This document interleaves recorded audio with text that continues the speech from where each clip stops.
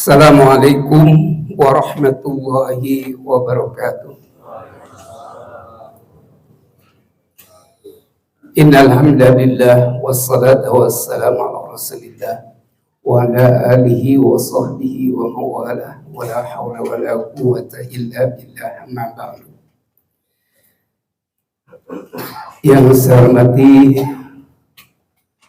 seluruh shaimin shaimat jamaah Masjid Nurul Huda yang sama-sama dimuliakan Allah Subhanahu wa ta'ala. Nurul Hidayah. Nurul Huda di sana, saya lupa.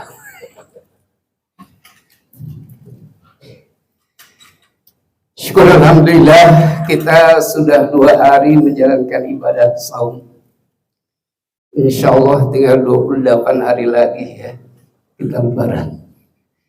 Mudah-mudahan 2 hari yang sudah dilakukan diterima oleh Allah sebagai amal soleh, dan juga masih diberikan kemampuan untuk menjalankannya 1 bulan penuh dengan harapan apa yang dijanjikan Allah di bulan Ramadan ini kita dapat raih dengan sebaik-baiknya. Ada suatu pertanyaan klasik, mengapa orang yang beriman diperintahkan puasa?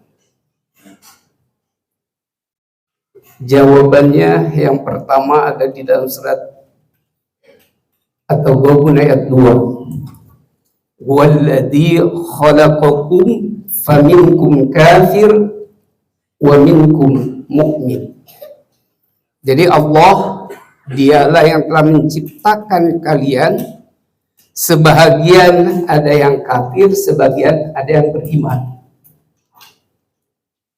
Tidak ada satu ayat pun yang menjelaskan bahwa Allah mengatur orang-orang kafir. Begitu pula di dalam sebuah hadis tidak ada. Yang ada yang diatur oleh Allah, baik diperintah maupun dilarang, itu hanya orang-orang yang beriman.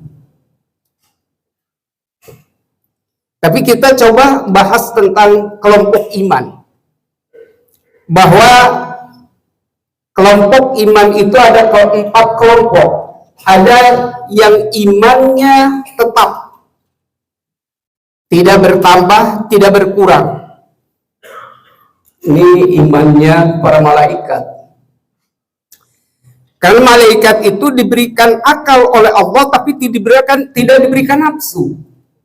Sehingga tidak ada keinginan untuk berbuat kebajikan, sekalipun itu baik. Karena malaikat itu hanya mengikuti apa yang diperintahkan oleh Allah dan apa yang dilarang oleh Allah. La ya'suna ma amarullah wa yaf'aluna ma tu'marun. Jadi malaikat itu tidak pernah bermaksiat kepada Allah dan selalu tunduk dan melakukan apa yang diperintahkannya. Kalau tidak diperintahkan, sekalipun itu baik, dia tidak akan melakukannya. Sehingga imannya tetap. Yang kedua, iman yang selalu bertambah. Ini imannya pilihan-pilihan Allah, para nabi. Nabi itu pilihan Allah yang terbaik pada zamannya. Sehingga konsep nabi hari ini harus lebih baik daripada hari kemarin. Ini menunjukkan harus ada peningkatan, baik secara kualitas maupun secara kuantitas, di dalam keimanan maupun dalam beribadah kepada Allah. Kelompok yang ketiga, ada imannya yang selalu berkurang. Ini imannya orang-orang munafik. Apapun yang dilakukan oleh orang-orang munafik itu hanya pencitraan yang menurunkan secara degradasi kepada tingkat titik 0. Orang-orang munafik itu menjadi kafir. Makanya munafik adalah bagian dari kafir. Ada kafir jumud, ada kafir iman, inad, ada kafir nifak, munafik, ada kafir syirik, ada kafir nikmat. Jadi apapun yang dilakukan oleh orang munafik itu adalah mengikis keimanannya sampai kepada titik 0. Makanya orang-orang munafik diancam oleh Allah sangat luar biasa. Innal munafiqina fi darkil asfali minan nar. Jadi orang-orang munafik itu disimpannya, dibuangnya itu dalam kerak api neraka. Naudzubillah. Tapi ada kelompok yang keempat. Ini kelompok yang imannya kadang-kadang naik, kadang-kadang turun. Kata Nabi, inilah kebanyakannya umatku, kata Nabi. Jadi kalau sedang di masjid kayaknya imannya tinggi gitu ya. Tapi ketika di mall lain lagi persoalannya. Nah, untuk stabilitas atau stabilnya keimanan bahkan naik, maka Allah perintahkan berupa ibadah-ibadah. Tetapi yang sangat efektif itu untuk betul-betul mengantarkan keimanan kita kepada derajat dan posisi yang sangat tinggi di hadapan Allah adalah puasa. Sholat dilakukan seperti tadi mungkin hanya 10 menit. Ibadah haji walaupun kita berangkatnya itu mungkin 40 hari atau 42, tapi pelaksanaannya 4 hari atau 5 hari saja. Tetapi puasa itu betul-betul 1 bulan penuh. Sehingga inilah kenapa umat Islam atau orang yang beriman diperintahkan berpuasa, karena umumnya iman umat Nabi itu kadang-kadang naik, kadang-kadang kurang. Tujuannya supaya iman itu tetap stabil dan naik. Makanya di dalam ayatnya yang sering dibaca oleh ustaz-ustaz, yaitu ya ayyuhalladzina amanu kutiba alaikumusiyam kama kutiba alal ladzina min qablikum la'allakum tattaqun. Jadi tujuannya puasa itu untuk menghantarkan iman kepada posisi yang sangat tinggi di hadapan Allah adalah takwa. Nah, yang bagaimana puasanya itu? Karena pengertian secara lugawi atau secara bahasa bahwa puasa itu menahan. Tapi secara istilah ini ada dua. Menahan diri secara fisik, menahan diri secara rohania. Menahan diri secara fisik yaitu menahan makan dan minum dari pagi sampai sore. Itu fisik. Tetapi rohaninya itu 24 jam dalam 1 bulan. Makanya sangat efektif untuk menghantarkan keimanan kita kepada derajat takwa. Makanya Nabi mengatakan di dalam hadisnya, rubba shaimin laisat lahu min siyami illal ju'u wal atas. Banyak sekali umatku yang berpuasa tapi tidak punya nilai apa-apa dalam puasanya. Hanya lapar dan haus saja. Ini rugi. Kemudian Nabi juga berkata atau bersabda lagi, laisa siyam minal akli wal surbi walakin as-siyam minal rafas wal minal lahwi wa rafas. Jadi tidak disebutkan orang yang berpuasa secara fisik semata, menahan lapar, haus, seksualitas di siang hari. Tetapi yang disebut puasa yang sebenarnya adalah orang yang betul-betul meninggalkan perbuatan-perbuatan lagun yang tidak punya nilai. Dan rafas, sesuatu perbuatan yang mengandung dosa atau maksiat. Kalau kita 1 bulan membiasakan diri meninggalkan kebiasaan-kebiasaan kita yang tidak ada nilainya, apalagi yang berbau dosa atau maksiat, maka keimanan kita akan tinggi. Pantas kalau kita misalnya puasa yang sesungguhnya seluruh jiwa raga kita, baik itu penglihatan maupun pendengaran, bahkan pikiran, sekalipun perasaan, apalagi perbuatan, kita harus meninggalkan sesuatu yang membatalkan terhadap nilai-nilai puasa itu sendiri.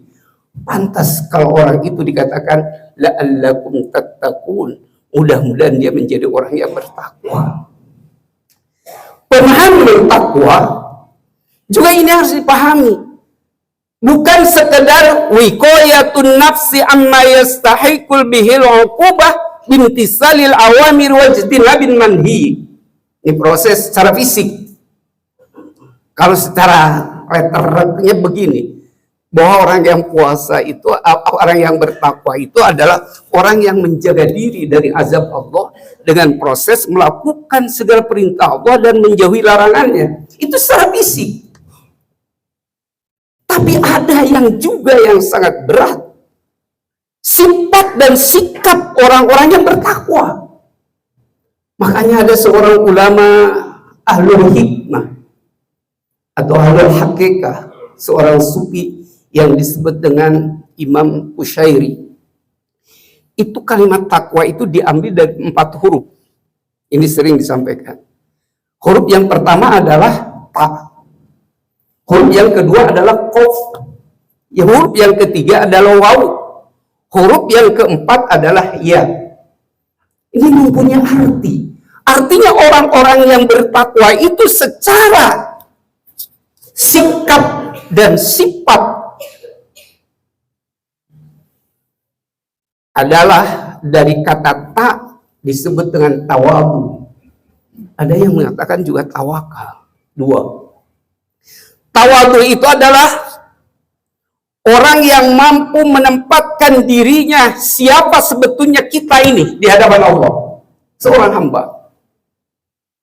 Seorang hamba itu adalah seseorang yang tidak pernah merasa memiliki apa-apa dan dimiliki oleh siapa-siapa kecuali milik Allah.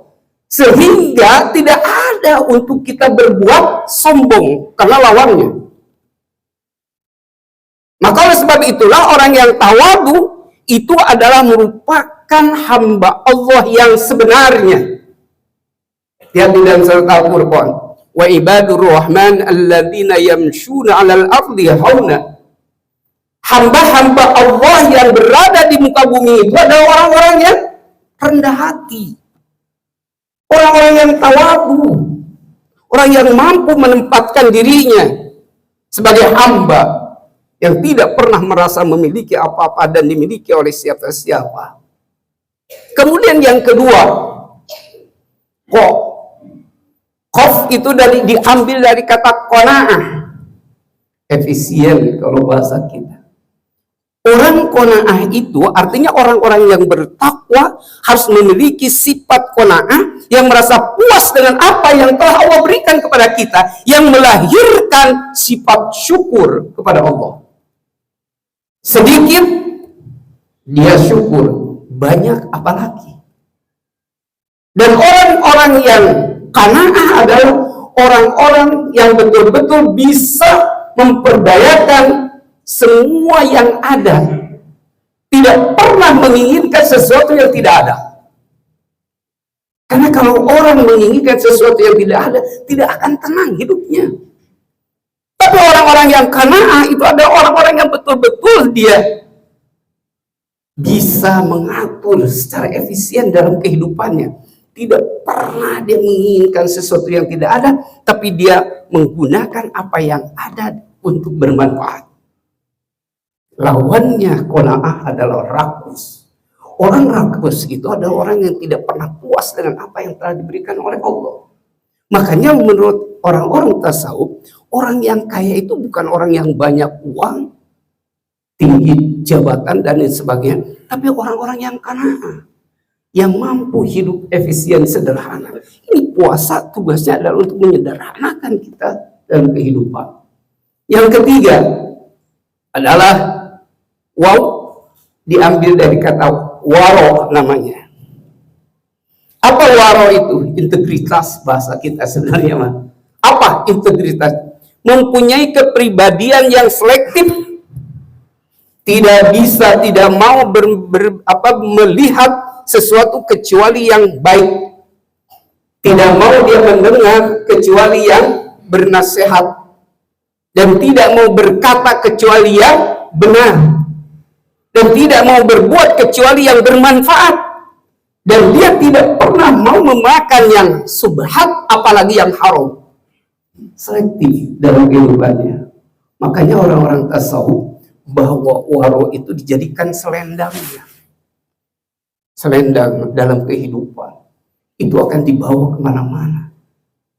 Yang terakhir, yang keempat itu adalah ya. Yaitu adalah artinya dari yakin. Yakin segala sesuatu yang terjadi di dunia ini tidak akan terjadi kecuali izin Allah. Makanya orang yang yakin itu di dalam tahapan ketasawufan atau kesufian itu disebut dengan juhud namanya.